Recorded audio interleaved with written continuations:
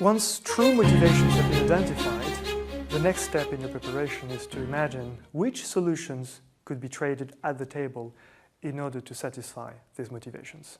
Yours, of course, but also theirs to a certain extent, as you will need their agreement in the end. Let me highlight three important things about solutions at the table.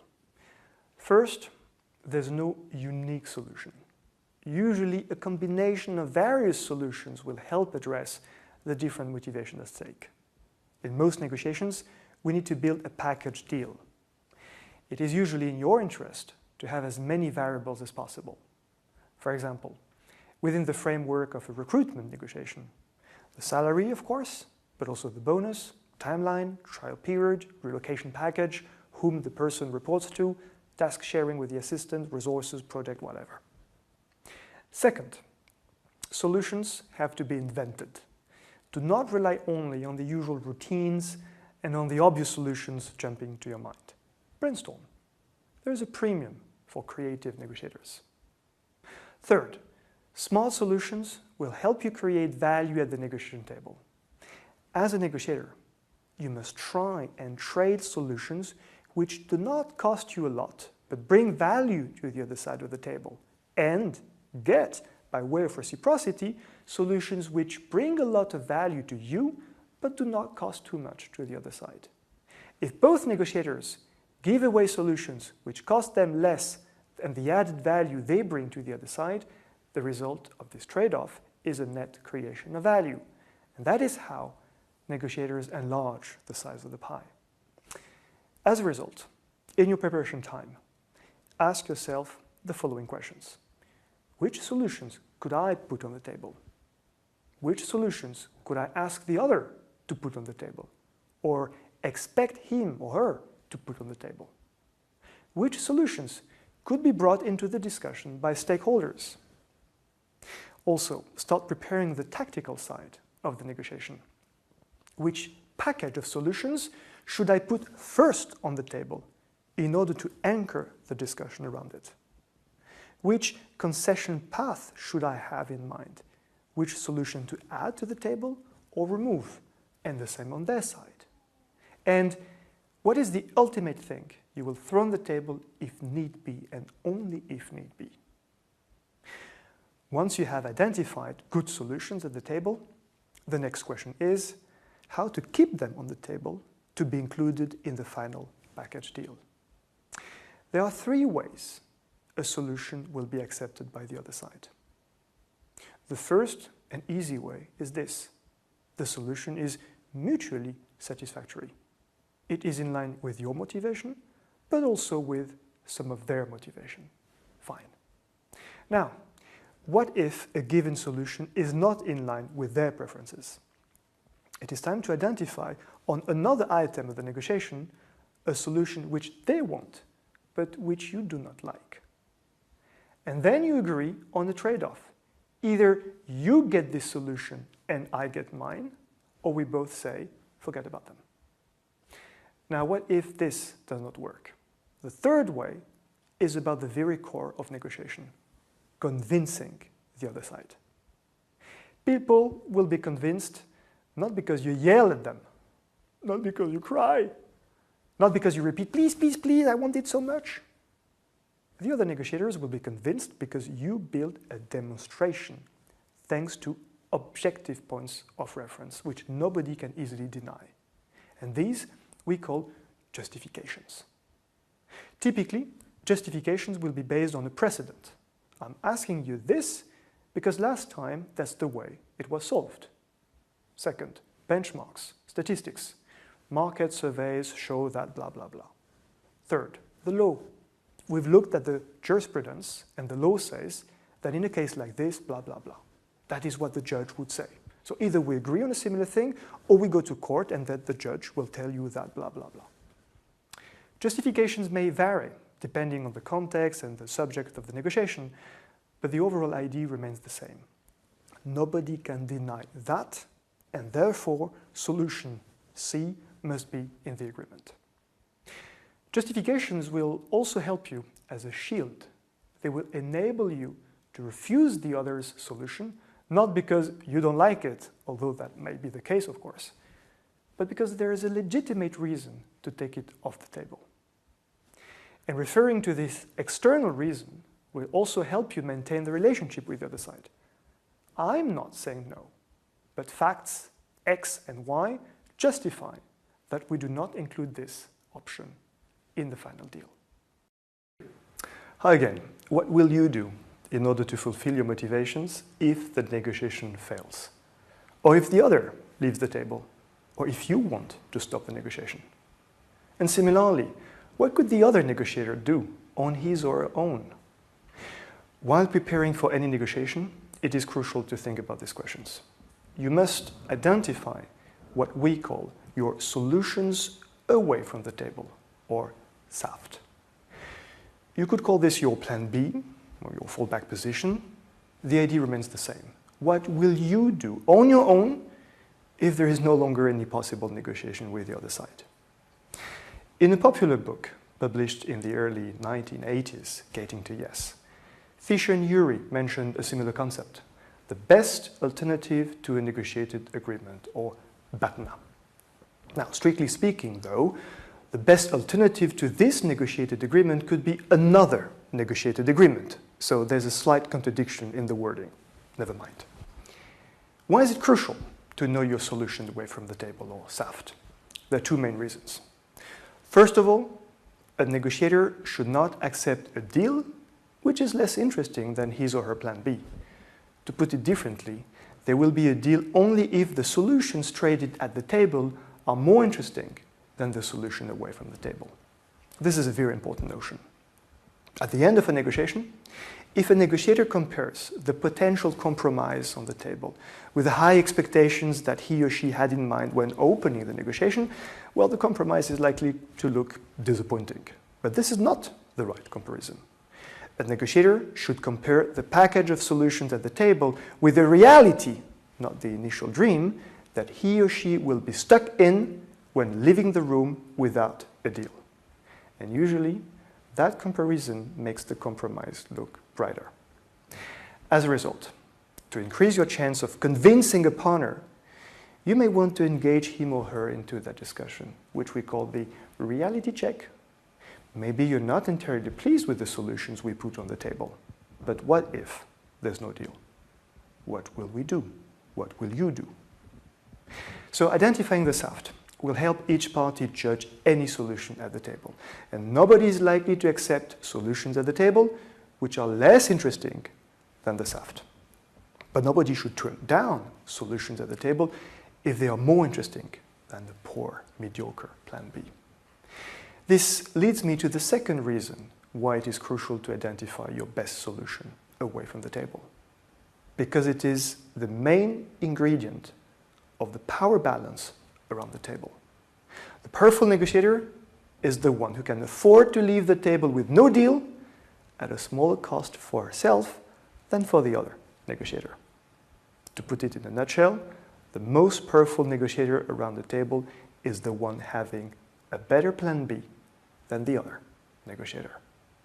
Indeed, if I know that I have a very comfortable plan B, my opposite number will have to match this with even better solutions at the table. I will be able to have demanding requests. Conversely, if my SAFT is poor, then whatever solutions the other negotiator throws on the table, I'm likely to consider them better still than my awful fallback position. This is even more valid, of course, if my counterpart happens to have some sort of idea of what my SAFT could be. And that is why in the next video, we'll need to prepare for information exchange. So remember, your SAFT will increase or decrease your power in a negotiation. The more comfortable your SAFT is, the more you can afford to be demanding at the table. And the other party will have to match your expectations, otherwise you will turn to your plan B. Conversely, if your SAFT is mediocre, then you will have to accept pretty much any solutions thrown on the table by the other side. For all these reasons, in important deal making, you should also try and improve your SAFT while negotiating with your primary target. In your preparation, in order to determine your SAFT, ask yourself the right questions, such as, what can I do apart from the negotiation in order to satisfy my motivations? What should be all the consequences of each of these SAFTs? Which SAFT best satisfies my motivations? And to the best of my knowledge, what can the other party do without me? What will be the consequences of his or her SAFT for them and for me? And last but not least, which questions should I ask the other in order to have a more precise idea of their SAFT? Now, with this seventh element, we're done with the problem dimension of the preparation. And in the next video, we'll turn to the three remaining elements, all pertaining to the process dimension. Goodbye for now. This important dimension includes three elements to be prepared: the organization of the meeting, the communication, how do we process information exchange, and the logistics aspects. So first of all, the organization of the negotiation is essential. There are two scenarios you don't want to go through as a negotiator. One of them is that nobody, neither you nor your opposite number, has thought about how to best organize the meeting. The negotiation is likely to be chaotic, and this will not help you achieve your objectives. Another scenario, even worse, is that you didn't plan for that organization, but the other side did, and organized everything the way they want things to happen. You've not yet started talking on the substance, and yet you've already lost some ground. As a result, do not go to an important negotiation without considering the next organization issues. How long will we have at the table? The negotiation is likely to be very different depending whether you have 20 minutes with your target or 2 hours. Any specific deadline on my side or on their side? Imagine that your opposite number needs to report their sales results on a quarterly basis, and that we're just a few days away from the end of this quarter. They're probably eager to close the deal before the deadline. On the contrary, if we're just at the beginning of a new quarter, they might be under the impression that they will have plenty of other opportunities to reach their sales target. Hence, no need to make special effort for you now. Next, how should I structure the agenda? This is highly tactical. The agenda is the list of points to be discussed, and you may want to keep some out of that list. Think carefully about this perimeter. And an agenda is the order in which points will be discussed. You may want to start by a specific item and not another. How will we proceed along this agenda? There are two main approaches. On the one hand, there is the so-called salami technique, in which we address point 1 on the agenda, settle on it, and then move on to point 2 until we reach the end of the agenda, but there's no coming back on previous points.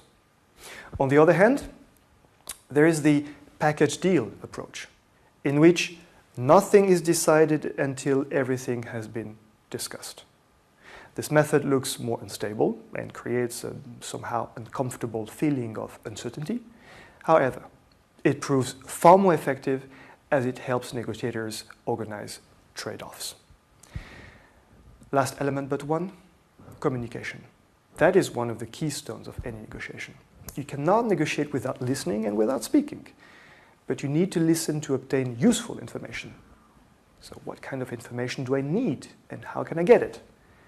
I need also to speak in order to provide information. You must ask yourself how you will present your case, especially taking care when no initial relationship has been established and that first impressions will be important. It is also a lot to do about how you manage information sharing. Typically, preparation questions will include identifying must-dos. What must you say?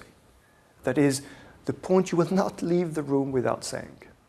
Inversely, what will you never ever say because it constitutes your weak points, or your mandate instructs you not to share any information on it? And what is the information you need that you don't actually have and that you have to get? Consequently, what could be the right questions to raise. Beware of negotiators who ask lots of questions. They know the stuff. And vice versa. What are the questions that they're going to ask you and that you might not feel very comfortable with? It is these questions that you especially need to anticipate and prepare. The very last element to our preparation method is logistics. Logistics is also a very important aspect to consider. And experience shows that neglecting this aspect, which is pretty down to earth, can be a factor of failure in negotiation. Logistics means the equipment, the material, the environment that we have to think about. Could include protocol issues, the choice of the place, the choice of the meeting room, the seating arrangements, the furniture, whether you need to take any samples along for demonstrations, enough copies of documents, and whether a screen is required, a beamer, to name just a few factors. Imagine a very important negotiation to be held at your client's place. You've prepared very carefully, and on your way, you realize it is going to take actually way more time than expected because you didn't anticipate such traffic on the road. This is stupid, but it can be anticipated. Now, all this equipment, material, environment should not hinder the negotiation, but help the negotiation proceedings, and therefore has to be effectively prepared. It is also important to take into account the cultural differences, if any. In some context, the etiquette and the formalities of the environment will be crucial for logistics.